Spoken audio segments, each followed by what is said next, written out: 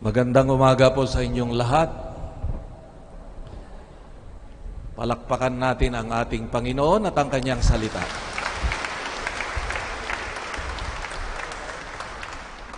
Salamat sa Diyos, narating natin muli itong simbang gabi.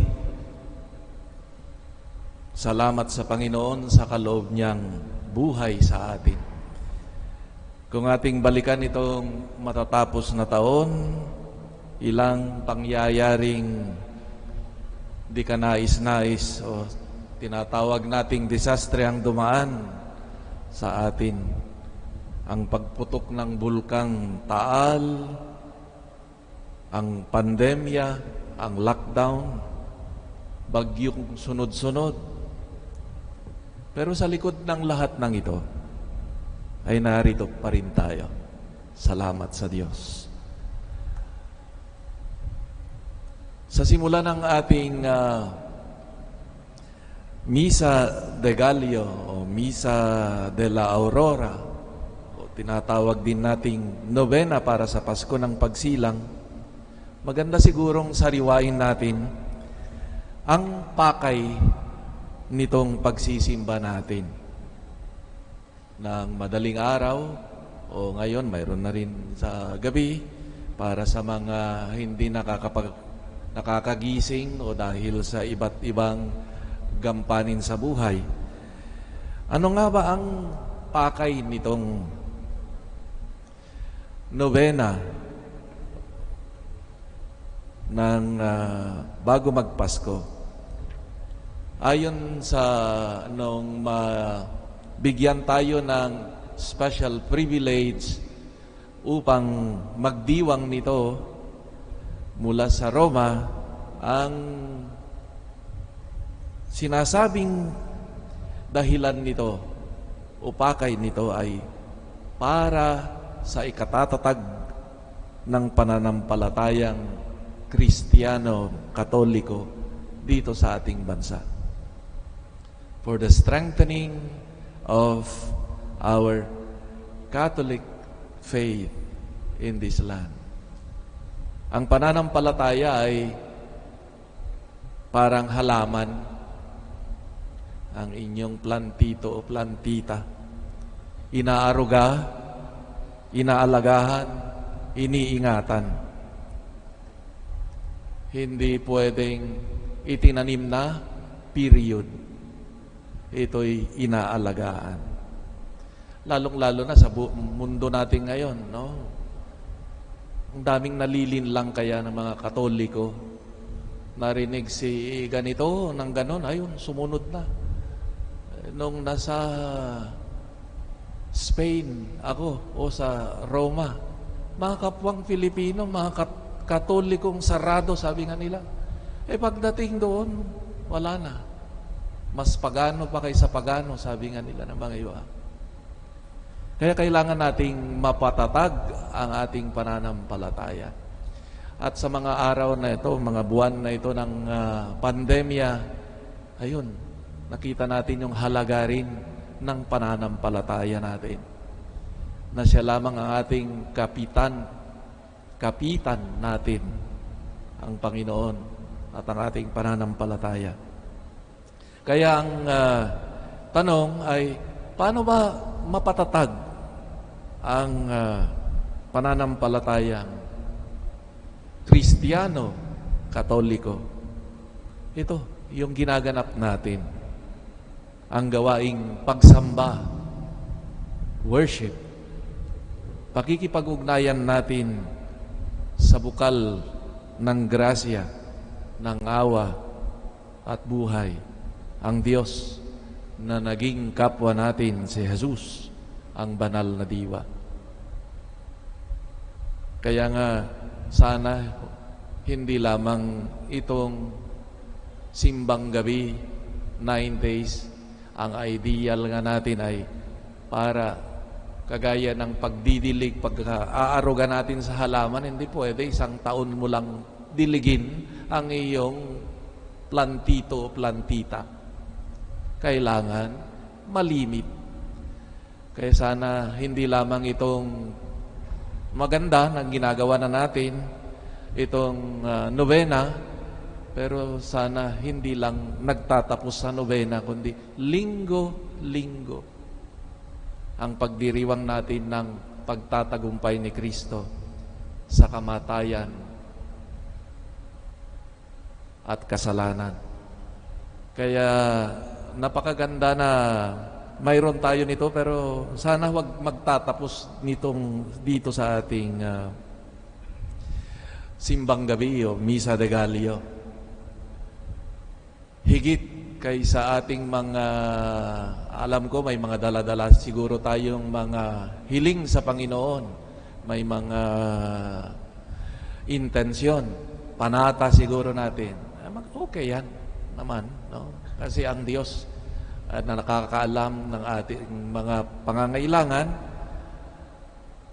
pero sana wag lang magtatapos doon, no? Kundi ito rin ay maging gawaing pagpapatatag palagi ng ating pananampalataya, ang ating ugnayan.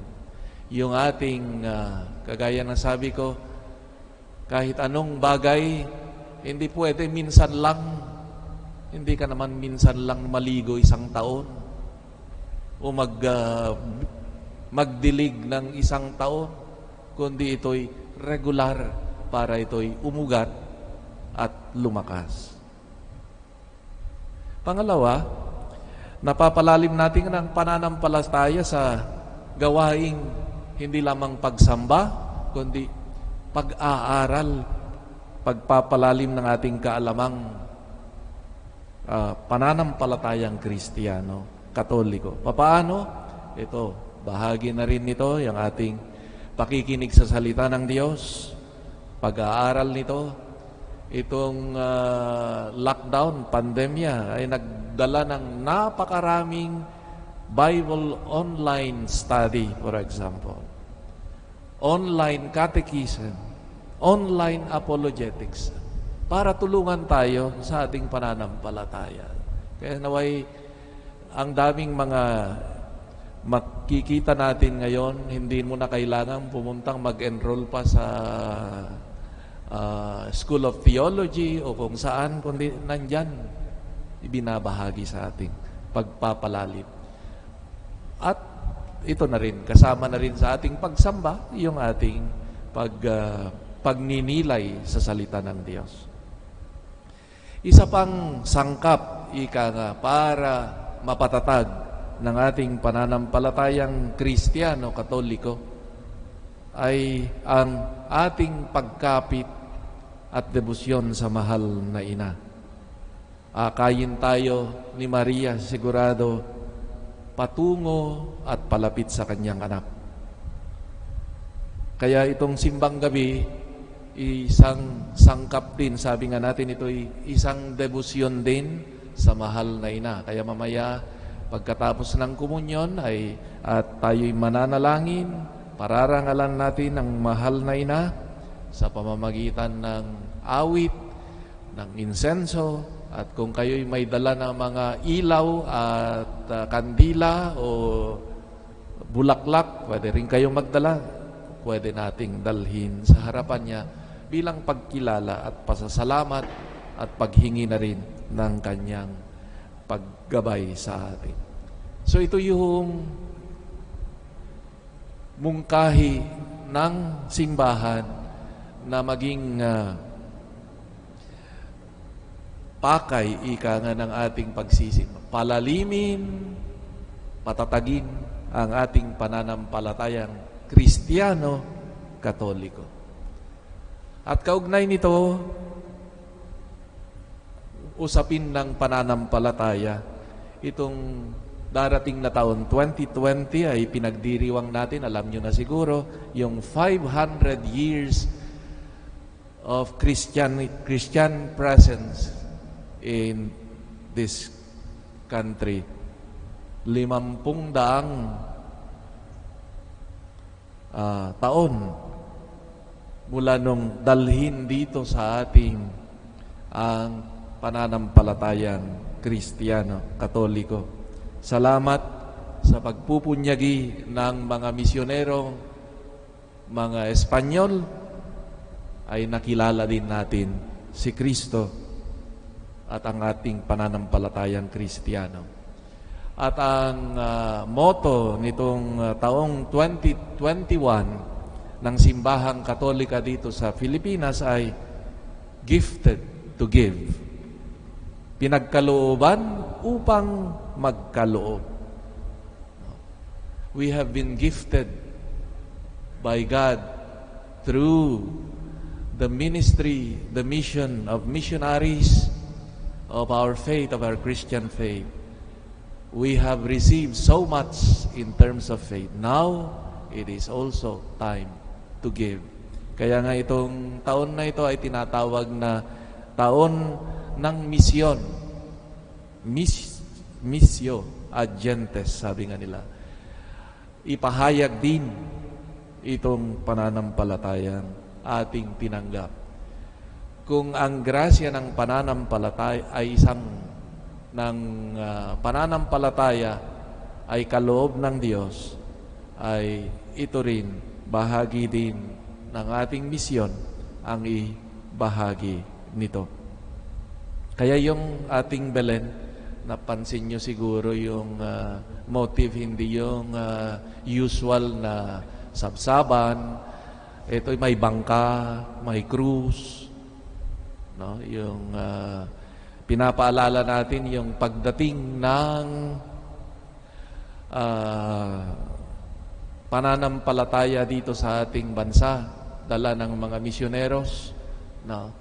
Kasama ang krus, si Kristo, no? Kaya ito yung paalala sa atin nitong ating Belen ngayon, na ang pananampalataya kay Kristo ay isang kaloob na kilala natin siya dahil sa pamamagitan ng kapwa na nagbahagi at nagpunyagi para makilala natin siya. Panahon naman, kaya yung nakaangkla pa yung ating bangka, pero dapat umusad dahil tayo rin ang dapat lulan nito para magpahayag. Ang buod ng misyon o sentro ng misyon ng Kristiyano ay wala nang iba kundi si Kristo. The center of mission is Christ. At ang misyon ay unang-una gawain ng Diyos. It is God's work, and we just share in the mission of Christ and of God.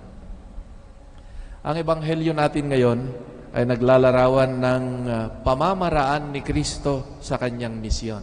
Paano nga ba nagpahayag si Kristo? Sabi sa huling bahagi ng ebanghelyo na ang tunay na patutuo kung sino siya, na siya nga ang anak ng Diyos at sinugo ng Ama, ay siya'y makikilala sa kanyang gawain. Ang patutuo na siya nga ang anak ng Diyos ay dahil sa kanyang gawain.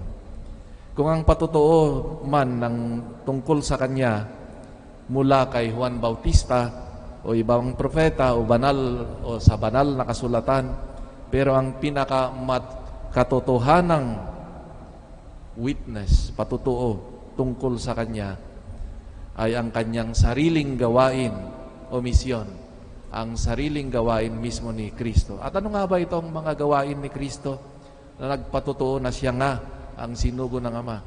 Sabi nga na siya ay puno ng Espiritu, na nagpahayag ng mabuting balita sa mga dukha, nagpagaling sa mga may sakit, nagpalayas sa mga demonyo, at nagpahayag ng mabuting balita at iba pa. Sa makikling salita, ang katotohanan ay makikita sa gawa. Ito yung punto ni Jesus. Hindi sa kanyang sinasabi, kundi yung kanyang gawain. At wala nang makakagawa pa niyan, kundi siya na nagmula sa Diyos. Hindi lamang ipinahayag ni Jesus, kundi ginawa niya.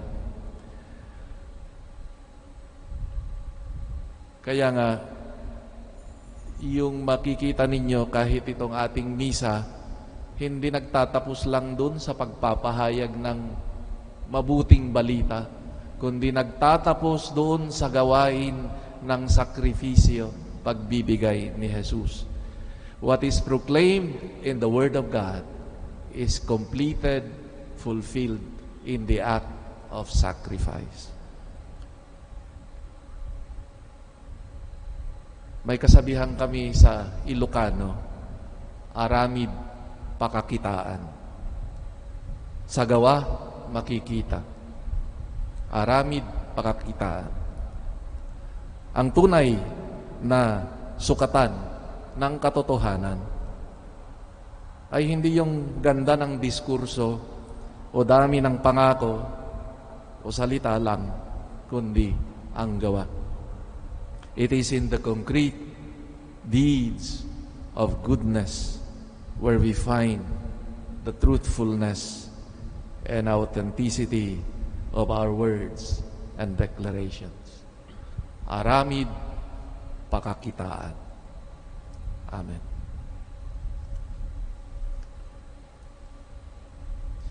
Magsitayo ang lahat.